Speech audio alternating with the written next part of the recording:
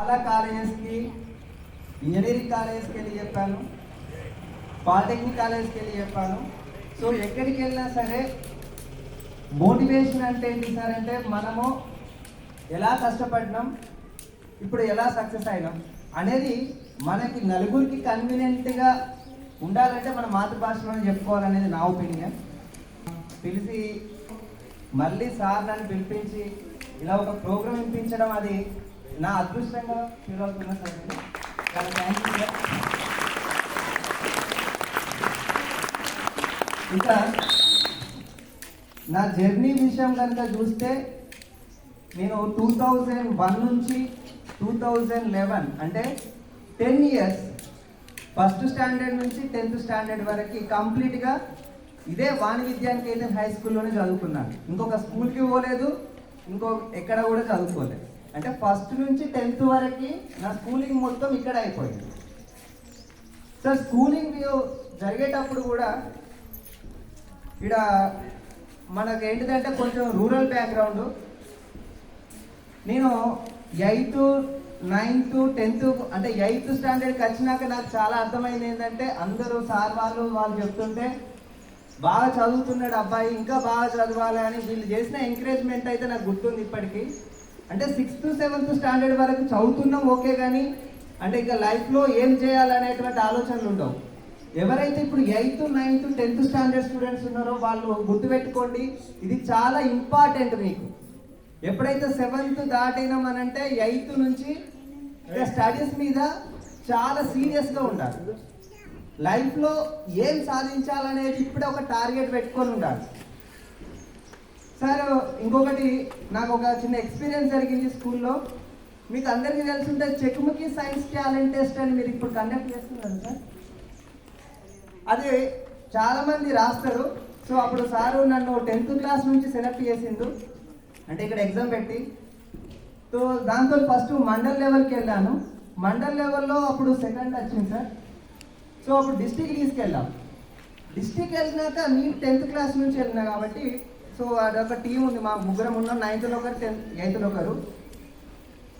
నాకు మండల్లో సెకండ్ వచ్చింది, స్కూల్లో ఫస్ట్ వచ్చింది. కానీ డిస్టిక్ వెళ్ళినాక నా పేరే రాలేదు. సో అప్పుడు నేను చాలా డిసప్పాయింట్ అయినా, కానీ అది చాలా హెల్ప్ అయింది సార్. ఎట్లా చెప్తున్నానంటే నేను అక్కడ పోయింది ఎక్కడికంటే NIT వరంగల్కి వెళ్ళినా.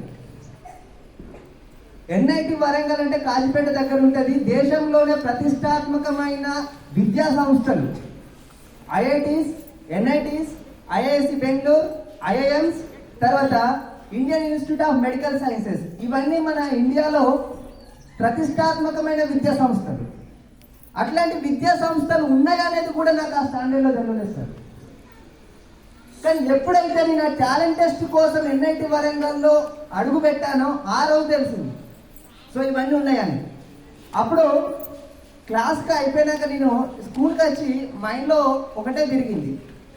అదొక మాట అన్నారు నన్ను, ఇట్లాంటి కాలేజీలలో సీట్ తెచ్చుకోవాలంటే చాలా కష్టం, రాదు అంత ఈజీగా. మళ్ళీ మనలాంటి రూరల్ ఏరియాలో చదువుకున్న వాళ్ళకి అసలు అది కాదు, జన్మలో రాదు అనేటువంటి ఒక మాట అయితే చెప్పారు. అది మైండ్లో అట్లనే ఉంది. సరే రాదో వస్తుందో, కాకపోతే ఒక డ్రీమ్ అయితే ఏర్పడింది సార్. అంటే NIT వరంగల్లో ఎగ్జామ్ రాసి వచ్చిన కానీ నా ఫ్యామిలీ బ్యాక్గ్రౌండ్ కనుక చూస్తే, ఫైనాన్షియల్ స్టేటస్ కనుక చూస్తే,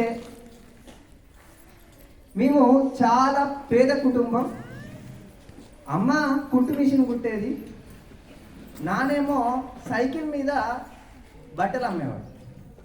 చాలామందికి తెలుసుంటుంది, మా నాన్న ఈ తిరుమలగిరి, బాగిత్తిపేట, దుంపిల్లపల్లె, జూబ్లీనగర్, సో ఈ ఏరియాలకు సైకిల్ మీద బట్టలు అమ్మేది నా చిన్నతనం. సో మేము కూడా మా తమ్ముతే 50 రూపాయలు ఇచ్చారు. నేను అదే 10th క్లాస్లో పనికి పోతే 100 రూపాయలు ఇచ్చారు. ఇవన్నీ నాకు గుర్తున్నాయి. అంటే మన కుటుంబ పరిస్థితులేమో ఇలా ఉన్నాయి, కానీ నా డ్రీమ్స్ ఏమో అలా ఉన్నాయి. దేనికి దానికి పొందన లేదు. అంటే IITలు NITలలో చదువుకోవాలనే డ్రీమ్ ఉన్నది, కానీ కుటుంబ పరిస్థితులేమో ఇలా ఉన్నాయి. ఏం చేయాలని ఆలోచన ఒకటి చదువు ఒకటే దిక్కు. మా నాన్న కూడా ఏమన్నాడు, 10th క్లాస్ వరకు చదివే తీరుగా చదువు, రిజల్ట్ వస్తే చదువుదాం, ఒకవేళ రిజల్ట్ మంచిగా రాలేదనుకో ఏం లేదు నీతను కూడా ఒక బట్టల షాప్ పెట్టిస్తా అన్నాడు మా నాన్న. ఎందుకంటే మేము చేసే వృత్తి అది కాబట్టి నీతోని కూడా ఒక బట్టల షాప్ పెట్టిస్తా అన్నాడు. ఆ మాటలు ఇంకా గుర్తున్నాయి. తర్వాత ఇంకొకటి ఏమైంది, ఇక నేను మంచిగా చదువుతా కదా, అప్పుడు ట్రిపుల్ ఐటీ మీద చాలా మందికి కోరిక ఉండే. 10th మంచి మార్క్స్ వస్తే ట్రిపుల్ ఐటీలో సీట్ వస్తుంది, ట్రిపుల్ ఐటీ బాసర్లో సీట్ వస్తుంది. ట్రిపుల్ ఐటీ బాసర్లో సీట్ వస్తే 6 సంవత్సరాలు అక్కడే గవర్నమెంట్ చదివిస్తుంది. చదివించినాక బయటకు వస్తే మన స్కూల్ నుంచి 550 మార్క్స్ తెచ్చుకున్న స్కూల్ నుంచి 550 అబో మార్క్స్ తెచ్చుకున్న ఫస్ట్ పర్సన్ తడక మహేష్, నాకంటే 3 years సీనియర్. అతను కూడా మన స్కూల్కి వచ్చి ఇట్లనే చూస్తుంటే ఆయన కూడా మేము ఇన్స్పిరేషన్ గా తీసుకున్నాం. అరే మన అన్నయ్యనే కదా, మనతో చదువుకున్నానే 550 మార్క్స్ తెచ్చుకొని ట్రిపుల్ ఐటీలో సీట్ తెచ్చుకున్నాడు అని అంటే మనకు కూడా ఒక కాన్ఫిడెన్స్ అయితే వస్తుంది. ఎలా కాన్ఫిడెన్స్ వస్తుంది, సో మనం కూడా చదువుకుంటే సాధించవచ్చు అనేది. అలా మేము అన్నయ్యని చూసి మేము చదువుకోవడం స్టార్ట్ చేసినాం. 10th స్టాండర్డ్లో అయితే మంచిగా మార్క్స్ వచ్చినాయి. ఇక ఇంటర్కి పోదామా, ఇక్కడ చాలా మంది ఉంటారు సార్. ఫస్ట్ ఒకసారి ఇక్కడ ఎంతమంది 10th క్లాస్ పిల్లలు ఉన్నారో ఒకసారి చేతులు లేపండి. 10th class, right, okay. ఇంకొకటి, నేను 10th క్లాస్లో ఉన్నప్పుడు నాకు ఐటీఐకి ఐఐటికి కూడా డిఫరెన్స్ తెలియదు. మీకు తెలుసా ప్రజెంట్ ఐటీఐ ఐఐటి? ఐటీఐ ఎవరు చేస్తారు, ఐఐటి అంటే ఏంటిది? ఎవరైనా ఆన్సర్ చెప్పగలుగుతారా 10th స్టాండర్డ్ వాళ్ళు? What is the difference between IIT and ITI? ఇది నాకు కూడా తెలియలేదు. అంటే సార్ తెలియదు సార్, ఐఐటి అంటే ఏంటిది, ఐటీఐ అంటే ఏంటిది. సో అందుకే చెప్తున్నా, ఒక డ్రీమ్ పెట్టుకోండి.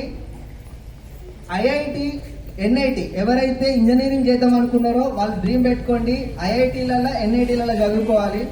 ఎవరైతే డాక్టర్ మెడిసిన్ చేద్దాం అనుకుంటున్నారో వాళ్ళందరూ డ్రీమ్ పెట్టుకోండి, all India institute of medical సైన్స్లో చదువుకోవాలనేది. ఎవరైతే ఎంబీఏ చేద్దాం అనుకుంటున్నారో వాళ్ళు డ్రీమ్ పెట్టుకోండి, ఇండియన్ ఇన్స్టిట్యూట్ ఆఫ్ ఏంటిది సార్, మేనేజ్మెంట్, ఐఐఎంలలో చదువుకుందామని. ఓకేనా? సో ఇట్లా ఇప్పటి నుంచే గోల్ని సెట్ చేసుకోండి, దానికోసం పరిగెత్తండి. సార్ ఫైనాన్షియల్ స్టేటస్ అంటే నేనే ఎగ్జాంపుల్ నేను చెప్తున్నాను, నేను ఎలా కష్టపడ్డాను. 2011లో నేను ఇంటర్కి పోకుండా పాలిటెక్నిక్లో జాయిన్ అయ్యాను. ఎందుకు జాయిన్ అయ్యాను సార్ అని అంటే, అప్పుడు ఒక న్యూస్ ఉంది, 3 years కనుక డిప్లొమా చేస్తే 3 years తర్వాత ఏదైనా ఒక జాబ్ చేసుకోవచ్చు అని అన్నారు. 3 సంవత్సరాల చదువుతోనే ఏదో ఒక జాబ్ అయితే వస్తుంది, నెలకు ఒక 10,000 15,000 జీతం అయితే వస్తుంది అని ఒక ఉద్దేశంతో డిప్లొమాలో జాయిన్ అయినా. నాకు పాలిసెట్ ఎగ్జామ్ రాస్తే 3000 ర్యాంక్ వచ్చింది అప్పుడు. అంటే అప్పుడు 2 states combined, AP and Telangana. So దాంతో మన స్టేట్లో ఉన్నటువంటి నెంబర్ 1 కాలేజ్లో గవర్నమెంట్ పాలిటెక్నిక్ మాసప్ ట్యాంక్లో సీట్ వచ్చింది. Electronics and communication engineering. నేను చాలా ఇబ్బంది పడ్డాం. మీకు అటువంటి ప్రాబ్లం ఏమి ఉండదు ఇక్కడ, మీరు ఆల్రెడీ ఇంగ్లీష్ మీడియం స్టూడెంట్సే. కానీ ఒక రూరల్ ఏరియా నుంచి నేను హైదరాబాద్లో అంటే స్టేట్లోనే నెంబర్ 1 కాలేజ్కి వెళ్ళినాక నెంబర్ 1 కాలేజ్లో సీట్ వచ్చింది ఓకే, కానీ ఆడ నెంబర్ 1 దానికి మాత్రం చాలా కష్టపడ్డాం. ఎందుకంటే కాలేజ్లో స్టూడెంట్స్ వచ్చిండ్రు, ఇంకా చాలా మంది పెద్ద పెద్ద కాన్వెంట్ స్కూళ్ళు అంటే ఐఐటి ఫౌండేషన్ స్కూల్స్ అని ఉన్నాయి. మేమేమో అప్పుడు ఏదో రూరల్ నుంచి వెళ్ళాం కదా అన్నటువంటి ఒక ఫీలింగ్ కూడా ఉండేది. సో వాళ్ళతో మేము చూసుకుంటే మేము చాలా ల్యాగింగ్లో ఉన్నామనేది అయితే అర్థమైంది ఫస్ట్ ఇయర్లో. ల్యాగింగ్ అంటే ఏంటి సార్, వాళ్ళు ఒకరోజు క్లాస్ చెప్తే క్లాస్ వినేది, అర్థం చేసుకునేది, కథ నెక్స్ట్ డే వాడు చదవాల్సిన అవసరం కూడా లేకుండా ఉండేది. కానీ మేము